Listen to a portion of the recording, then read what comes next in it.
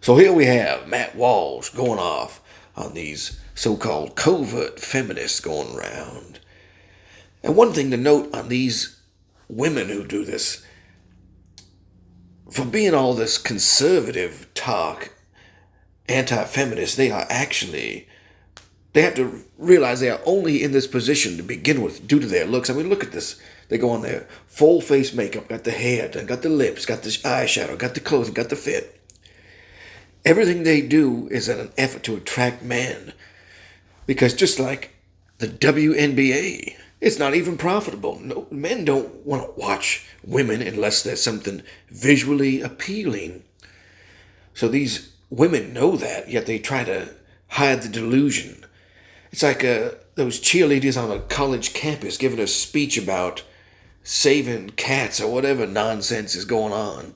Nobody cares what you have to say. If you weren't decent looking at all, you would be talking into a crowd of, no, wouldn't be a crowd, wouldn't have anything. These women sell their looks.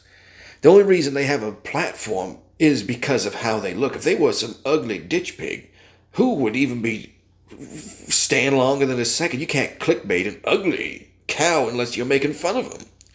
So these women at the very start of this whole thing are only there due to their looks, and they sell that. They sell that sex appeal to men. These conservative commentator women. It's disgusting at its front. But we'll get into the video here. This is going to be a little long one because I like to dig in kind of deep like. Men are human beings. They're not robots. They're not machines programmed to do the bidding of their female operators. Men are human. They have their own dreams and goals and desires. That's okay. They're allowed to be people. For our daily cancellation today, we turn to a segment on Laura Ingraham's show featuring conservative commentator Tomi Lahren. A clip from this segment went viral over the weekend with Tomi doling out some tough talk for young men who she says are lazy and feminized. Tomi has been on this subject for a long time, and we'll have more on that in a minute. Not an unfair point, mind you. Not an unfair point. We'll get a little farther into it and see how it relates to the hypocritical nature. Start with this most recent segment. Here it is. Listen. It's a major problem. And, Speaker Johnson has been talking about those maybe deadbeat folks that are on Medicaid, and maybe some of those folks are the stay-at-home sons. We don't know. But I'll tell you this, leave it to Gen Z to rebrand laziness and social awkwardness as something cutesy, like a stay-at-home son. They did much the same thing with quiet quitting, where you can go to work and do less, and if you call it quiet quitting, it's somehow better. But Laura, I got to tell you, this is also a big problem when it comes to, I think, declining birth rates, people not getting married and having children. That's a big problem. They blame it on women. Well, look at what young women have to choose from. The pickings are slim. Yes, we might have a feminism problem in America, but it's the feminization of men. There are a lot of young women out there that want to get married. They want to have kids. They want to have stable families. But there are a lot of young men out there who want to live in mama's basement and order DoorDash. Now, you see, she's going for a little clickbait style here, rhetoric. But imagine that was your girlfriend, God forbid your wife, just that tone, the face, the eyes. Come on now. And therein lies a big part of the problem. We're Phoenix Energy, a family-owned oil company focused on unleashing American oil from North Dakota and So Tomi blames young men for the declining birth rates, saying that women want to get married and have children, but men would rather stay in mama's basement and order DoorDash. And this also, you have to realize, comes in from the feminist movement post another wave. Oh, big old tsunami of feminism came in there. So now they're being raised by these little more power-hungry women who are pushing the men down. They don't raise the strong sons to go and pursue these things in life anymore. So you say the men are so weak, but they were also raised to be that way due to the push of feminism. It's not really a question of which came first, the chicken or the egg. I mean, we know the answer. These men had to be raised by someone, and society had to be shaped in a certain way. It's an interesting accusation coming from a 32-year-old woman who, as far as I know, doesn't have children. Her Wikipedia article, at least, mentions a chihuahua, but no human children. But in any case, Tomi, as I mentioned earlier, has been on this subject for a long time. She's spent the last several years blasting men for their incompetence and their... She sounds suspiciously like one of those older single women who have now become bitter and spiteful towards men. Insufficiency. In fact, the last time she was featured on the Daily Cancellation was 5 whole years ago when she said this. Now, I've often talked about the vacation of America and how men are no longer men. I talked to my mom about this a lot, and she says, well, maybe it's just the guys in Texas. Maybe it's... Once again, you have the little cheerleader look. I'm telling you, these women could not have a career without putting on this look of, oh, look how... You're basically going to do a P movie. Yeah, a P. You're getting ready to film it. That's how they dress up. The look they have and a P star. The same. You could just plant her. Not that I would know. But if I had seen anything like that, you could just take her, throw it in the other one, and 5 seconds later, you could cut to the good stuff.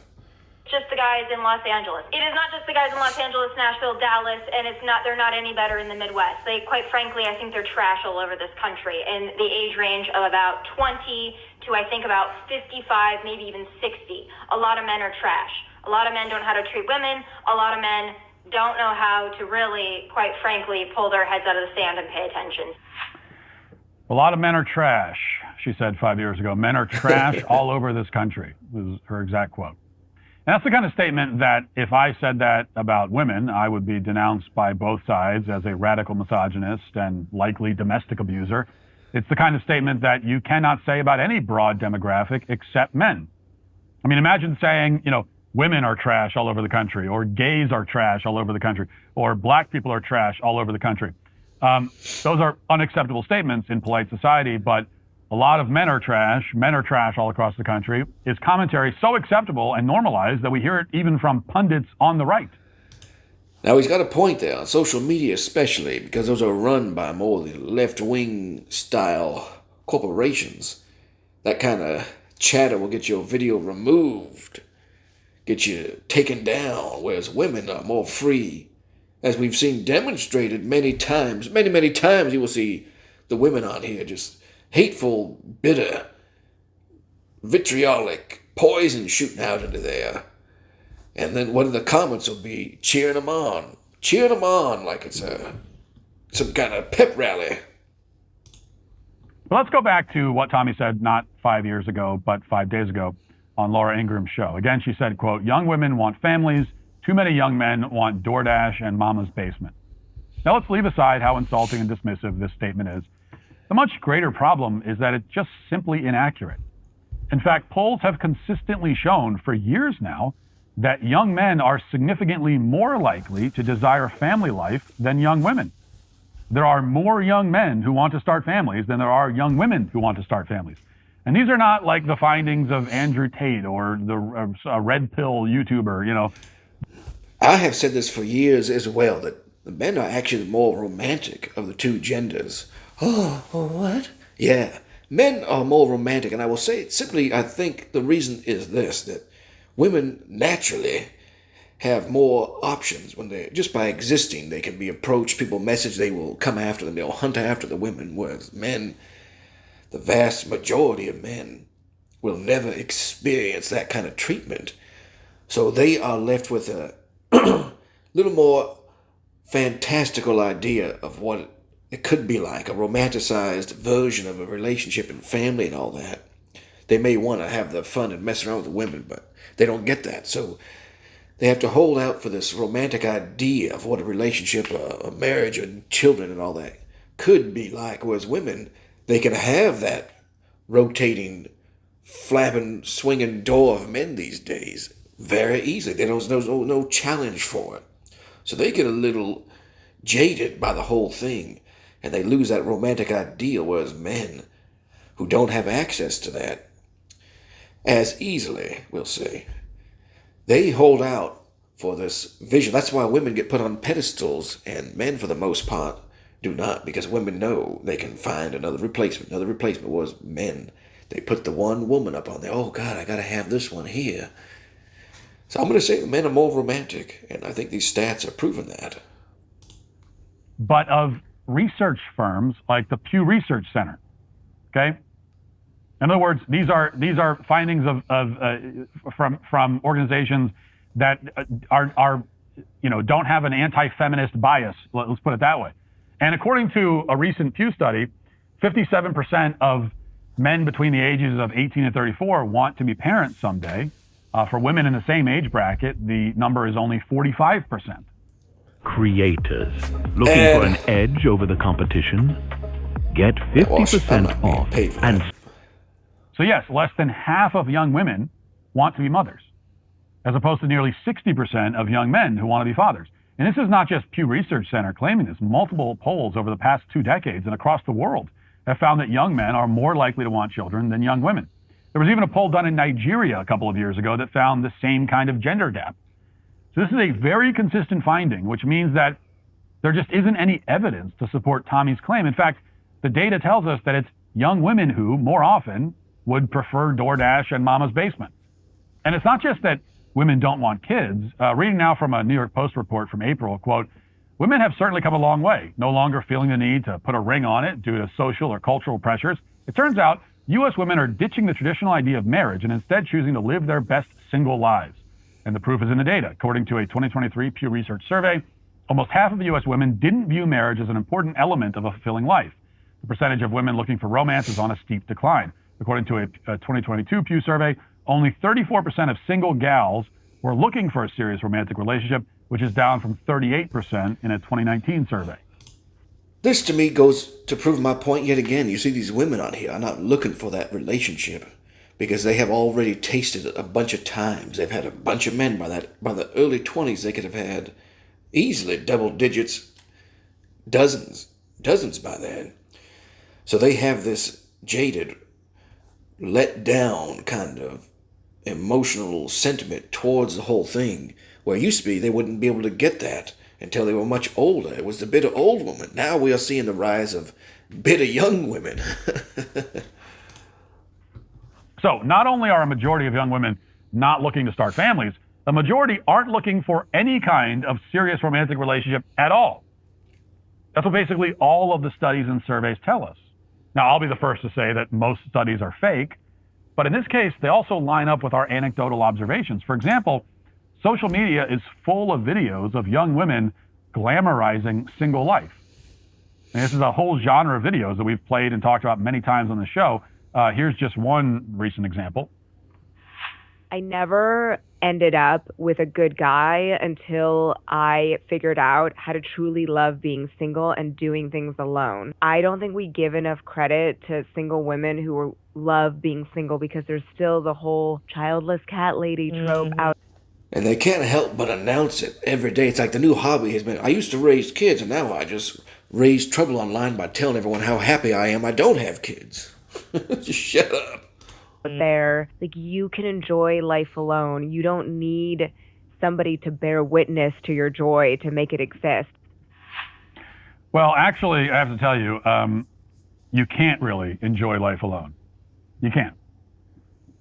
You do need someone to bear witness to your joy. And the very fact that these women go onto podcasts, onto platforms, they have to post it. If you're so happy and joyous by yourself with it, why don't you just have those thoughts and keep them in the old bean up here? They can't do that, can they? No, you can't. Because it doesn't count unless you are broadcasting that out into the world. You have to have someone say, oh yeah, great job. Oh, you're living a life, queen. Oh, you go, girl. Because it doesn't count if you're the only one who thinks it. Imagine if you were on a desert island. Would you still do the same thing? Would they make videos saying how happy they are? There's no men around? Why would they if they can't broadcast it? They are social creatures and they want the social credit that feeds into them. To make it exist. Happiness is only real when shared, in the words of Christopher McCandless moments before he died alone in the Alaska wilderness. If it were possible to be happy completely alone, then it would be possible to find people in solitary confinement who live in a state of total bliss. It'd be possible to be stranded on a deserted island alone for 10 years and actually enjoy the experience. But almost no human would or ever has found joy in such a state. And that's because we are human beings. We're not trees or spiders. We desire companionship. which is why these single women who are happy alone actually spend their whole lives searching for a way to replace the companionship of a man. That's why these single women still have one-night stands. It's why they become obsessed with their pets. It's why they go on podcasts to talk about how happy they are. It's why they post about it on social media. I call it making a pseudo-husband. These women now, as he's noted, they get the pets, the one-night stands. So each piece of it would be an actual idealized partner. They would have the hot fellow who likes them, the one who desires them. And then they get the companionship from a dog or some hobby, whatever it is, a sewing circle. They Frankenstein the pieces together, trying to fulfill what used to be the one person in the relationship would give to them. And part of that comes from posting it online. Oh, it doesn't count. Everyone, we know that by now, everyone. If you don't post it online for others to see, it doesn't count. I mean, look at my video. My God. I'm becoming one of them. They are looking for human connection and validation and companionship in other forms, some form that will sufficiently replace the form of a man who loves them and is devoted to them. And they never find it. And so they are never really happy, no matter how desperately they claim otherwise. Now, women aren't the only ones giving up on marriage and family life, but they are giving up on it more often and in greater numbers. In fact, there is a distinct difference even between the young men who have given up on family life and the young women who have given up on family life. Like, even when you compare those two groups, the men and women who both say that they're not going to get married or have kids, there's still a difference. And the difference is this. The young men usually have given up on the idea of having a family despairingly because they think it's not an attainable goal. The young women give up on it happily because they think being childless is a path to personal empowerment and freedom. Privacy has become That's what I said.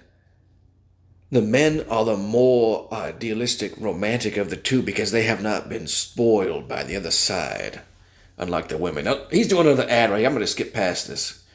Get out. I'm not getting paid for this, Matt Walsh. Sorry, buddy. and.com/ Oh, another one pops up. There are infinite paths to take. My God. Every step. Are happy about it. I don't think I've ever heard any of them claim that they're empowered by this decision. They have resigned themselves to the fate because they believe, wrongly in my opinion, that they have no hope of ever winning the affection of a young woman who will love them and stay loyal to them for life. You know, I have no doubt that some young women have also given up on dating out of a similar sense of despair and hopelessness, but it seems much more common that they'll cast their decision as empowering and objectively good in and of itself. In other words, that's because women can't admit the defeat. They can't say, oh, yeah, I got defeated. I couldn't find a man who would actually like me. So they get the revolving door of men coming through, and rather than say, the Mr. Right came and I wasn't able to keep him, they paint the picture as they love doing this. They love having a new guy. They love being free. They love being single. I guarantee you, these women, if they could find someone they actually like, someone they cared for, who fit all the boxes, the looks, the money, the status, whatever else you want, the willy size, everything you want on there. You don't think they would trade all those random one-night stands, 300, whatever many, for that one character who fit all their check boxes? You don't think they would do it? You know damn well they would do it. A man gives up on getting married and having kids because he feels like he has no choice. A woman gives up on it because she feels that giving up on it is the best choice. And I think both are wrong, but one is wrong for a worse reason. But this isn't just about pointing fingers and establishing who is more to blame for the problem. The point isn't even what Tomi said. It's what she didn't say and never says. It's what almost no conservative female pundit in the mainstream will say. Now, we've heard all of them scold young men. We've heard their tough talk and supposed tough love targeted at young men. We've heard that for years. Well, my question is, when will they start directing even an ounce of that criticism and that toughness towards young women? You know, I call young men out on this show all the time. I challenge young men to work harder, to improve themselves, to toughen up all the time. I talk about that all the time. Just ask a lot of the red pill YouTuber guys who don't like me for that reason. So I'm not afraid to do that. Well, old Walsh has just explained it himself, really. You don't call out the audience you are trying to cultivate. Doesn't make any sense. So when he says, why don't the women call out other women? How are they going to win them over? But why won't Tomi do the same for young women? Why won't any of these female pundits do that? Why don't we ever hear this kind of tough talk about, these women, they're just lazy. All they want to do is sit around. Well, he's saying you don't hear that. We actually do hear it just from other people not so far down the conservative side of things, because over there they need to maintain that fan base. And you cannot upset the women over there. Well, if you get a little more into the red pill manosphere space, you will see plenty of videos saying women are the problem and women need to do this and women need to do that. He's looking at these conservative women. That's what we call them. The covert feminist term has been going around here. Because they are not really that far removed from these radical feminists. They just have a little more of a shield behind this facade of conservatism. And a little more supporters to bolster them. We never hear that from women about women. If women, they will only say it about men. Why won't they challenge young women to live up to their obligations? In fact, when pressed, Tomi won't admit that young women have any obligations at all in the first place. I want you to listen to this exchange on Piers Morgan between Andrew Wilson and Tomi Lahren. This was a couple of months ago. I thought it was a very revealing exchange.